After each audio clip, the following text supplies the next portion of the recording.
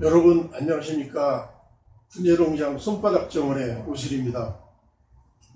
두 달 가까이 이어지던 기나긴 장마가 끝나고 이제는 늦여름에 따끈따끈한 햇살이 느껴지는 계절이 되었습니다. 오늘은 여러분들에게 9월중 분재관리 방안에 대해서 말씀드리고자 합니다.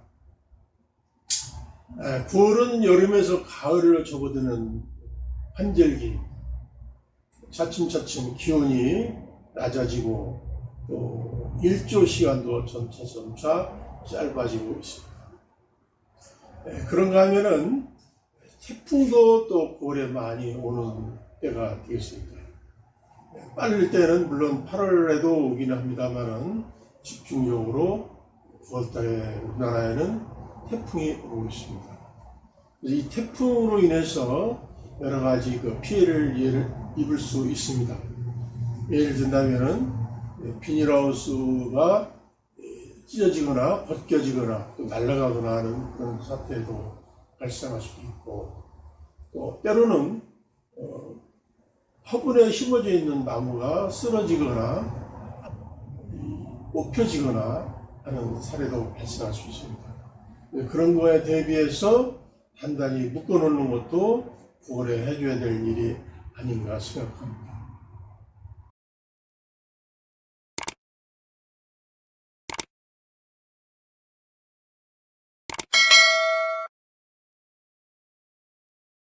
네, 9월 중에 있을 수 있는 나무의 생리적 특성은 어떤 것인가 하는 것도 좀 알아봅니다. 우선 9월은 무더위가 한풀 꺾이고 나서 나무의 성장이 시작이 됩니다. 그래서 전기에는 봄부터 여름에 이르기까지가 키가 크는 성장의 시기라고 한다면은 9월서부터는 후기 성장이 되는데, 이때서부터는 길이 성장이 아니고 부피 성장을 하는 때입니다. 즉 나무가 가지가 굵어지는 그런 때이기 때문에 그런 특성에 맞게 우리가 거름이라든가 이런 것들을 잘 줄 필요가 있습니다. 이러한 시기에 우리가 일반적으로 주의해야 할 것들은 무엇인가? 첫째는 물을 말리지 말아야 됩니다. 이 시기가 되면은 나무가 이제 양이 부피가 늘어나는 시기이기 때문에 그만큼 물도 풍부하게 필요한 시기입니다.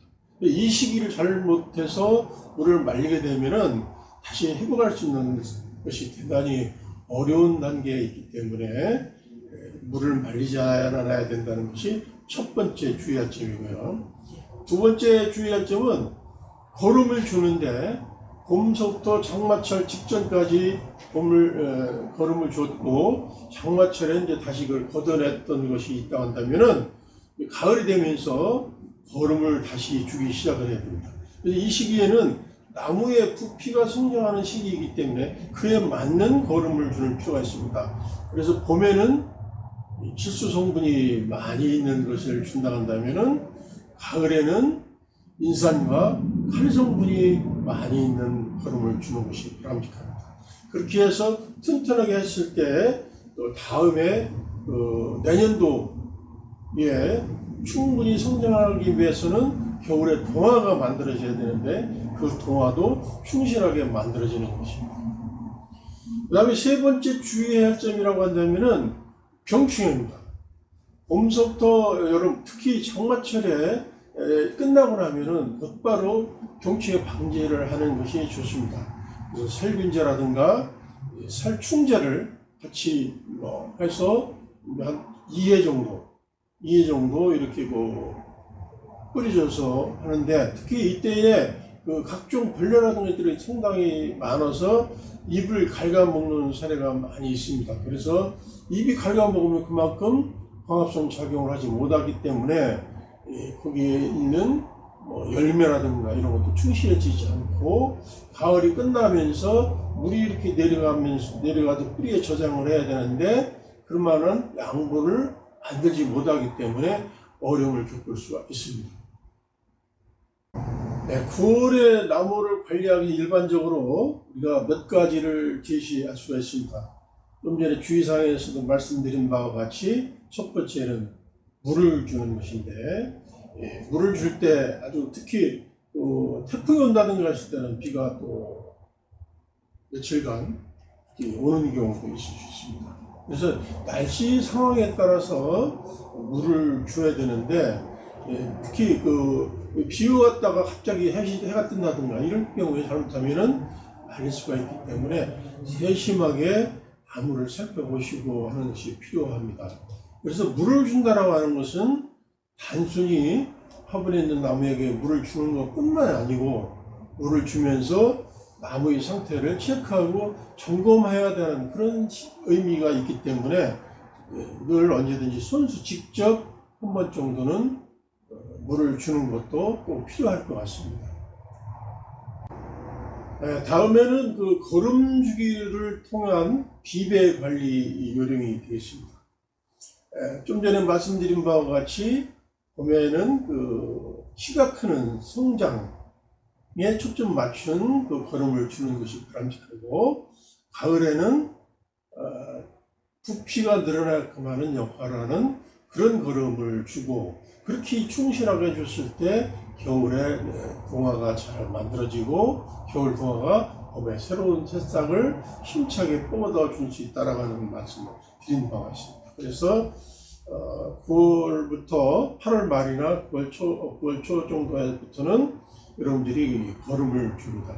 그래서 거름은 크게 보면 두 가지 종류가 있죠. 고체로다 되어 있는 알비료, 유박비료 이런 것들도 있을 수 있고요. 또 액체로 되어 있는 비료도 있을 수 있습니다. 그래서 거름편에서도 제가 언급한 바가 있지만은, 액비는 상당히 빠른 효과가 나타나는 반면에 지속성은 오히려 또 알비료라든가 유박비료가 더 지속성이 있기 때문에 그런 점들을 감안해서 줘야 됩니다. 그래서 대개 8월 말 정도부터 11월 중순 정도, 초중순 정도까지 이렇게 주면 될 것 같습니다. 이때에 충분하게 여러분들이 해줘야 나무도 건강하게 자랄 수 있다는 걸 기억하시고, 유박이 됐든 고체비료 연료가 거름이 됐든 액체가 됐든 이런 것들을 충실하게 수시로 주시는 것이 필요하지 않을까 생각합니다. 다음에는 병충해 방제 요령입니다. 좀 전에 말씀드린 바와 같이 장마철이 끝나고 나면은 여러 가지 벌레라든가 균들이 활발하게 움직이고 있습니다. 그래서 그런 것들을 방제를 해야 되는데, 수프라사이드라고 하는 그런 살충제도 있고, 또 아니면 다이센, 살균제 이런 것들도 있고, 또 농약방에 가면은 여러분들이 최근에 또 개발된 농약들이 많이 나오고 있습니다. 그래서 그런 것들을 구입하시는데, 가을에 한 2번 정도, 일주일 간격으로 2번 정도 주면 되지 않을까 하시는데, 주의해야 될 것은 한 가지 약만 가지고 계속 지속적으로 사용하게 되면은 이 병충해들이 면역력이 생겨가지고 나중에 효과가 별로 없을 수 있어요. 그래서 다른 여러 가지 약을 이번에는 이런 약, 다음번에는 저런 약, 이런 식으로 이렇게 해주는 것이 효과가 있다는 말씀드리고, 철저하게 지켜야 될 것은 희석 비율. 농약마다 희석하는 비율이 다 있어요. 그래서 그런 것들을 철저하게 지켜주셔야지, 너무 과하게 하면 오히려 잘못될 수도 있으니까 비율을 철저하게 지켜야 된다는 것을 말씀드립니다. 다음에는 수종별 관리 요령에 대해서 알아보겠습니다. 먼저 송백류가 되겠습니다. 소나무라든가 향나무라든가 도간주나무, 주목 이런 것들이, 오엽성 이런 것들이 해당이 되겠죠. 자, 이때에 해야 할 일들은 소나무나 곰솔 이런 경우는 춘자르기 아니면은 단엽을 했을 경우에 새로운 이제 잎들이 나오기 시작합니다. 그래서 특히 올해 같은 경우는 장마철이 길어가지고 조금 늦게 나오고 있습니다. 그래서 하여튼 새싹들이 나오는데 이것을 그냥 내버려 두면은 나무가 건강한 나무의 경우는 새싹들이 많이 나오는 경우는 한 10개 이상 나오는 경우도 있어요. 한 군데서. 그러면은 거기에서 막 뭉침 현상도 벌어지고 그러기 때문에 그것을 핀셋을 이용해서 따줄 필요가 있습니다. 그래서 대개 2개 정도만 아니면 3개 정도. 때에 따라서는 하나도 되겠지만은 기준점은 하여튼 2개 달아가는 것을 기억하시고 그렇게만 남겨놓고 따줍니다. 딸 때는 너무 강한 놈들, 너무 약한 애들을 중심으로 따줘야 됩니다. 중간 애들만 2개 정도 남긴다. 이렇게 생각하시고, 이런 향나무의 경우도 끝선이 이렇게 웃자라 있는, 많이 범위를 벗어나서 자라나 있는 경우가 있을 수 있어요. 그래서 끝에 또 물을 잡고 이렇게 비틀어주는, 이렇게 잡고 살짝 비틀어주면은 똑똑 끊어져요. 이렇게 향나무 같은 경우, 그리고 노간주도 역시 이렇게 가위로다가 자르면 똑똑 끊어지는 부분인데 그렇게 관리를 해주셔서 어느 정도 수영이 유지가 될 수 있도록 해주는 것이 필요합니다. 다음은 잡목류가 되겠는데, 잡목류도 가을에 단풍을 보는 수종이 있을 수 있고 또 열매를 이렇게 감상하는 나무도 있을 수 있습니다. 그래서 단풍을 감상하는 나무들의 경우는 잎이 아름답게 유지가 되어야 되는데 이게 건강하게 잘 자랐을 경우에는 너무 잎이 커졌을 수도 있어요. 그래서 지난번에 6월달, 7월달에 잎따기라든가 잎 자르기 이런 거를 통해서 새로운 잎이 나오는 것을 유도하는 그런 것들에 대해서 영상에 올린 바가 있는데 그런 것도 참고하시고, 그래서 늦게 나왔기 때문에 잎도 작아져요. 잎도 작아지고 그래서 그런 것들을 잘 관리를 해야 하는데, 특히 병충해, 아까 얘기했지만 병충해로 인해서 갉아먹는다든가 이런 경우가 발생할 수도 있고, 또 햇빛이 너무 강하게 되면은, 여름철에 강하게 되면은 잎이 타는 사례도 발생하거든요. 그런 것들을 방지하고 예방해 주셔야 가을철에 아름다운 단풍을 볼 수가 있습니다. 그 다음에 열매를 감상하는 나무의 경우는 지금서부터 열매가 점차 충실해집니다. 또 커지기도 하고 색도 변화가 일어나고 있습니다. 그런데 열매가 너무 많이 열리면은 또 어려워지는 경우가 있어요. 특히 열매 크기가 큰 나무들, 모과 같은 나무들은 열매가 크잖아요. 그래서 이런 것들은 열매가 많이 달려있으면 나무가 굉장히 어려워집니다. 그래서 적당히 감상할 가치가 있는 부분에만 열매를 매달하고 나머지는 이렇게 열매를 따주는 것도 필요합니다. 그렇지 않고 전체적으로 다 열매를 그냥 달고 있으면 나무가 엄청나게 어려움을 겪어서 다음에 새싹이 안 나온다든가 일부 가지가 죽는다든가 그런 현상이 벌어져요. 그래서 그런 것들은 여러분들이 꼭 주의해 주셔야 됩니다. 그 다음에 가을서부터는 될 수 있으면은 이 가지나 잎을 자르는 것을 금지해 주셔야 됩니다.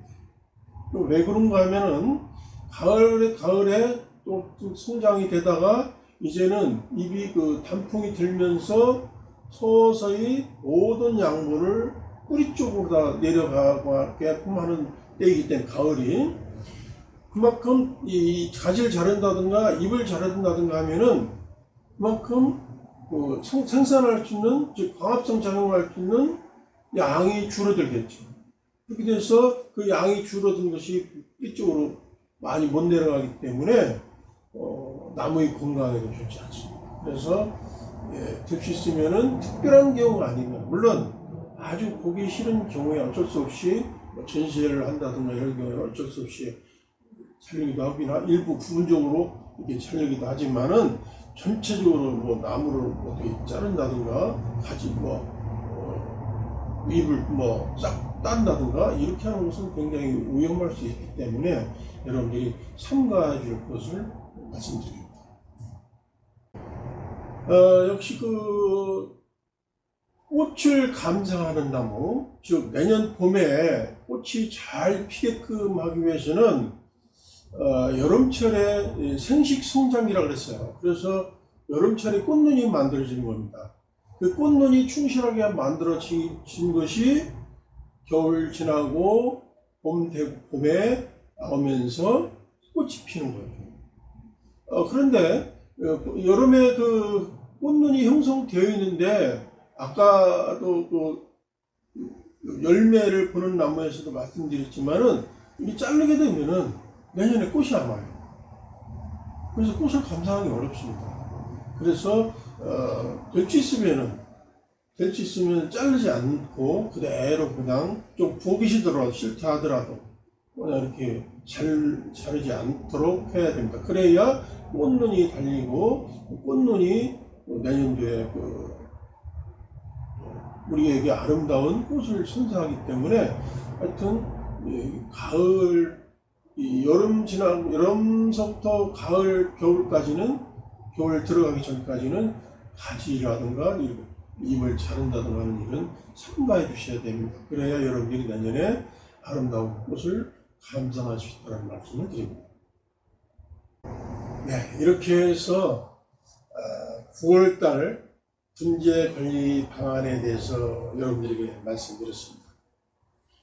모두에 말씀드린 바와 같이 9월달에는 나무가 키가 크는 신장기가 아니고 부피가 늘어나는 굵어지는 충실기에 해당이 됩니다.